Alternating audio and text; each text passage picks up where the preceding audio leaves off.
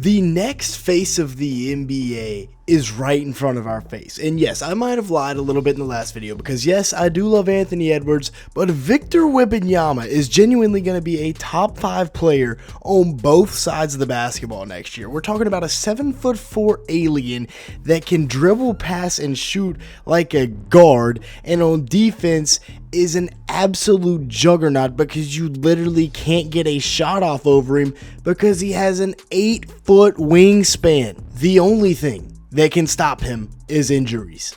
And that's a scary thought because the fact that there is genuinely nothing you can do about this guy is downright frightening.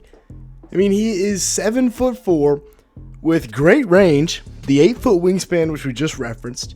And as long as the Spurs don't completely mess up building this team around him, they're going to be dangerous. And there's no way they do because the Spurs have been one of the best franchises in basketball for the last 25 years. You see the stats from last year. That is year 2 in the league. He's put up numbers like that, shot 48% from the field and 35% from 3. And the fact that he's taking so many threes is honestly kind of crazy because, you know, he could just get downhill every single play and get a bucket. But there were flashes. There were signs. They are all there. Against Washington, when he dropped 50 points, 6 rebounds, and 3 assists against Alex Sarr and Jonas Valanciunas. Valanciunas, obviously a veteran center and a guy that he can't bully. But Valanciunas can't get out on the perimeter. He can't go out there and guard him. And then, of course, against New York, when he went absolutely nuclear in the Garden on national TV in front of everybody on Christmas Day, he dropped 42, 18, 4, and 4. And I think the guy just loves to play in the Garden because he always goes off as soon as he steps foot in there. I mean, he's running through, sprinting through the baseline, catching in the corner, and knocking down, falling away triples as he fades into the Knicks bench and then stands there and tells them about it. Shot fake, throw it up to Sohan. Look, he gets everybody's attention on the Knicks right here.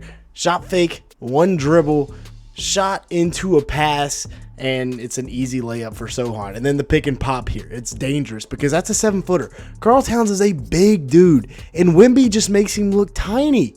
It is ridiculous how big, how long, how athletic this guy is for his age, for his skill set. I mean, he is just an absolute freak of nature. Going up and one hand snagging that right there. They get the mismatch against Josh Hart, and he's just going to hit a fadeaway. One dribble to the middle of the floor, enough strength to ward off Josh Hart. And that's another thing. He's going to keep getting stronger. Pocket pass right there to Devin Vassell, and then catching it right here, finding Sohan. He's a great passer, and that's something that's very underrated about him is his passing because everybody talks about his scoring ability and his defensive ability, but his passing is very underrated as well. Of course, the defense, yeah. Wemby, I don't know what you do about him. To be honest, I don't know if there's anything you can do about him. They bring in Luke Cornett as well to bring his backup, so opposing centers get absolutely no break. 4 years, $41 million, somewhat of an overpay, but not really. Averaged 6 points a game last year, 5.3 rebounds, 1.6 assists, 1 block in 18 minutes a game in Boston. Shot 67% from the field, 0% from 3, but that can be addressed because just a few years ago, he did shoot 35% from 3 on over 4 attempts a night. So there has been a history of him knocking down threes, but in reality, he's a fantastic rim defender. Per 36 minutes, he averages about 12 points and 11 boards with 3 assists and 2 blocks. So a really solid stat line there. Even guys like Castle, who's a big dude trying to get into the paint, he's going to block it. 7'2" with a 7'6" wingspan, so that gives him a ton of length down low between Cornett and Wemby. So like I said, you get absolutely no break. And both of these guys are vertical rim stretchers, whereas you bring in a guy like Kelly Olynyk as well, who can come in and play his role where he's going to be a little bit more of a 4-5 hybrid and a guy that can bring the ball up the floor and knock down a 3. And then you got De'Aaron Fox, who we haven't even talked about, a multi-time All-Star who could have been an All-NBA team selection a couple of years, who is coming in, going to be right on the end of his prime, and in his last fully healthy season averaged almost 27 a game with close to 6 assists and 5 rebounds while shooting 47% from the field and 37% from 3 on 8 attempts. He'll be 28 years old next year, and I say fully healthy because last year he was playing with a broken finger on his shooting hand. Imagine trying to shoot through that. There's no wonder he had career low efficiency numbers. It's because his hand was broke and he couldn't shoot correctly. This is what the lineup's going to be looking like around Wemby, and this is what I'm talking about when I'm saying they're building around him extremely well. Harrison Barnes, fantastic piece to have around a veteran. Barnes is a guy that can knock down the corner three remarkably well. Shot 43% from three last year on 4.5 attempts. Has done a fantastic job of revolutionizing himself into a stretch wing instead of just a guy that can go get the mid-range and finish around the rim. Now he can really shoot the three ball. And the bench unit is exceptional now as well. After what they did in the draft with Dylan Harper and Carter Bryant, Sohan and Champagnie back from a year ago, and then Luke Cornett. Keldon Johnson's also in there. Keldon Johnson will honestly probably start off playing over Carter Bryant, and then they'll bring Carter Bryant along. But, man, Dylan Harper, so glad they didn't overthink this at number 2 because that is a home run selection there. 19.5 points a game, 4.6 rebounds, 4 assists, and a steal in 32 minutes a game as a true freshman. As the number 2 overall recruit in the country, 48% shooting from the field, 33% from three. Dude's just an absolute monster. Already has a great feel for the pick and roll game at the NBA level. Has got more than a ready NBA frame at 6'6" with a 215-pound frame. Been drawing comparisons to Cade Cunningham, not just because he's number 2 in a light skin, but because they have the same exact frame. They work out of the pick and roll so well. Cade did shoot 40% from three in college. So that's a big difference. Dylan Harper does need to work on the three-point shooting because if Fox doesn't revert to where he was before the hand injury, then they're stuck with 3 guards that can't really shoot it. But with Harper hopefully developing, Fox back, it'll just leave Stephon Castle. Then you got Carter Bryant, a defensive menace who is a bit of a project offensively, but will be more than willing to develop and more than able to develop because he's 6'8" with a 7-foot wingspan.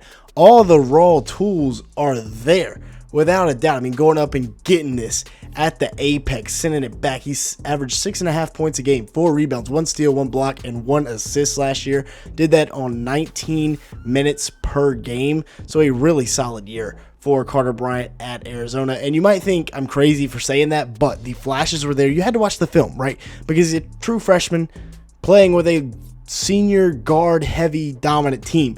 You see the stats from conference play, you see the per 36 numbers, and you see the development as well as what he was able to put on film at the Summer League. You can't just watch the box score for a guy like Carter Bryant because you're not going to be able to see the potential that is there. A lot of Spurs fans are comparing him to a young Kawhi, and I mean, I can see it a little bit. He doesn't quite have the intangibles that Kawhi had. He doesn't have that ridiculous like +7 wingspan, but plays like this, man, that's going to get people fired up. Watch the cut right here against the zone. Wasn't even really a cut. That's a design play.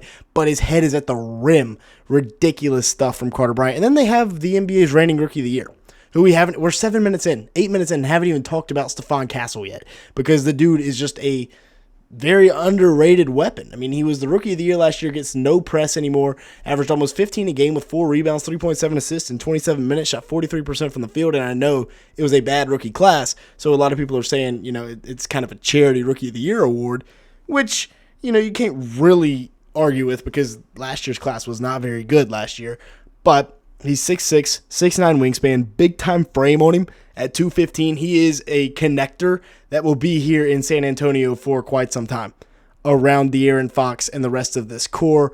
But yeah, had to make the whole video today because I made that Ant video and then realized, Victor Wembenyama is actually the face of the league. With that being said, that's going to be it for today's video. Thanks so much for watching. Make sure to hit the like button. Leave me a comment down below and hit that subscribe button if you did enjoy at any point. And with that being said, thanks so much for watching today's video.